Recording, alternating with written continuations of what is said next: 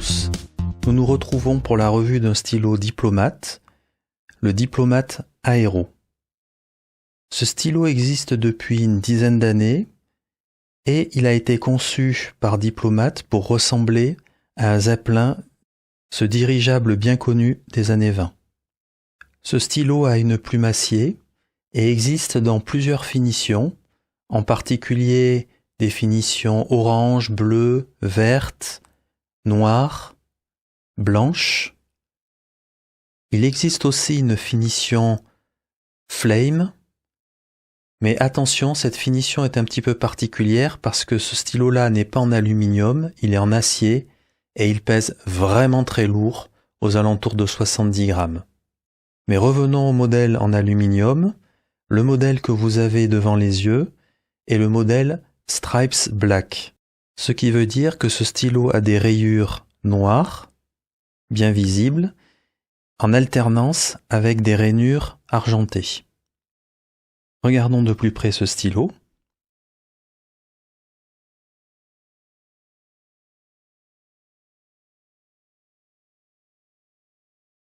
Nous voyons écrit Diplomate gravé dans l'aluminium. Et à l'arrière, Germany.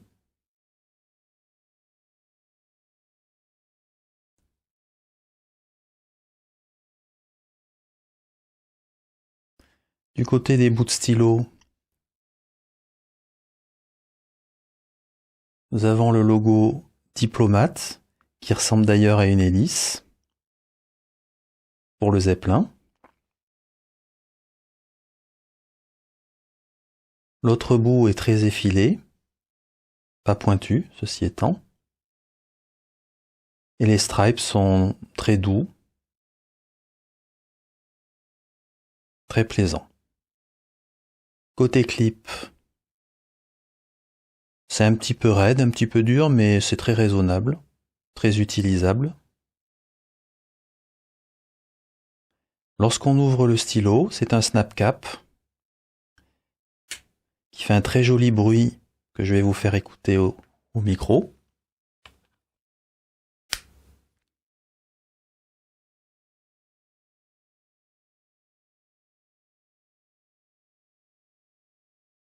Et lorsque nous ôtons le capuchon, nous avons un grip assez long. La marche ici, entre le grip et le corps, n'est pas très élevée, et quoi qu'il en soit, il y a une légère pente, donc pas désagréable du tout. Ceci étant, ce décrochage est quand même très loin de la plume.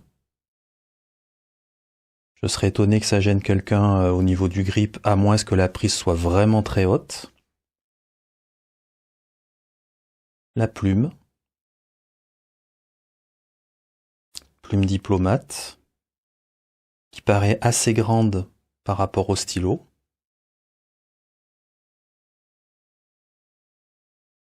C'est un stylo qui donne l'impression de ne pas être très grand, mais nous verrons ça lors de la comparaison avec d'autres stylos. Ce n'est pas certain qu'il soit si petit que ça.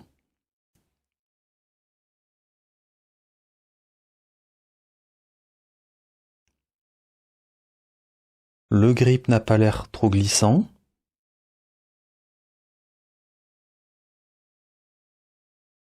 On verra ça à l'écriture.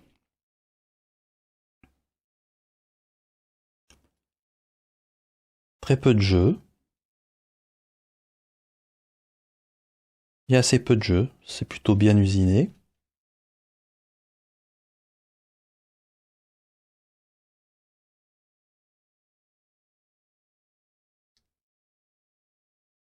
Le convertisseur, avec écrit Diplomate dessus. Ça ressemble pas mal à un Schmitt.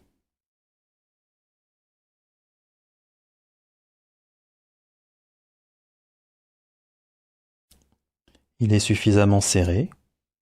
Ça fonctionne bien.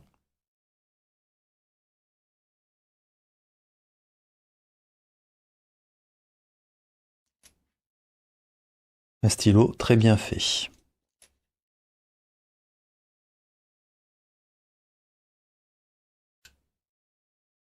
La pesée, toujours importante pour les stylos métalliques en particulier. Le capuchon dira 11 grammes. Le corps,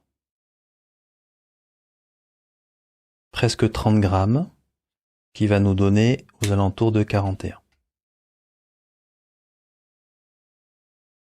Donc un stylo qui a un certain poids, mais qui reste tout de même assez raisonnable, grâce probablement à l'utilisation de l'aluminium plutôt que de l'acier. Comparons le Diplomate Aero avec d'autres stylos pour avoir une idée de ses dimensions. Nous voici avec le Pilot Custom 823, le Leonardo Momento Zero et le Lamy Safari.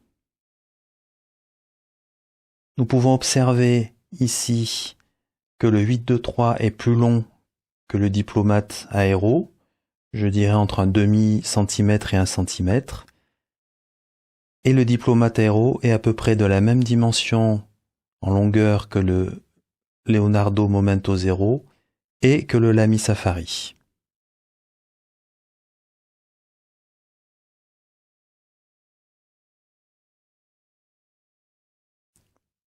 Regardons maintenant sans le capuchon, et nous nous retrouvons avec des stylos quasiment à égalité en longueur, avec un tout petit avantage pour le Pilot Custom 823.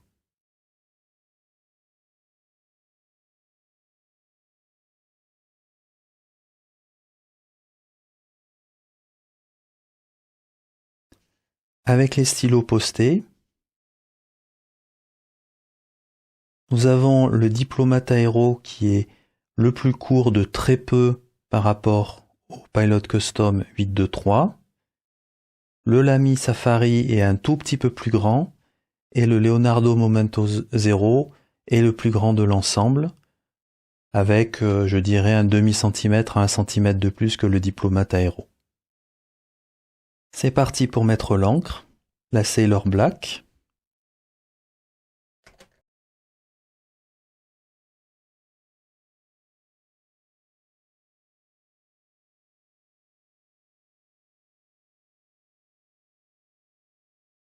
C'est parti pour le test d'écriture. Premièrement, je peux choisir de poster ou de ne pas poster le stylo. Le stylo est très confortable, même si un petit peu lourd une fois posté. Il n'est pas déséquilibré vers l'arrière. Ça fonctionne très bien. Je peux aussi l'utiliser non posté. À noter cependant, il y a un petit peu de marge pour les grandes mains, mais pas énormément.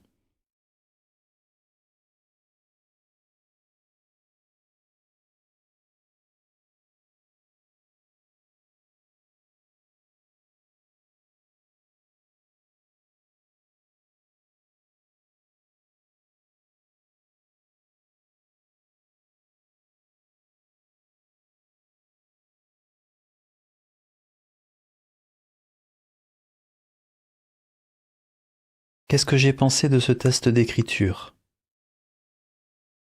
Commençons par le confort du stylo et le grip. Je n'ai pas trouvé le grip glissant,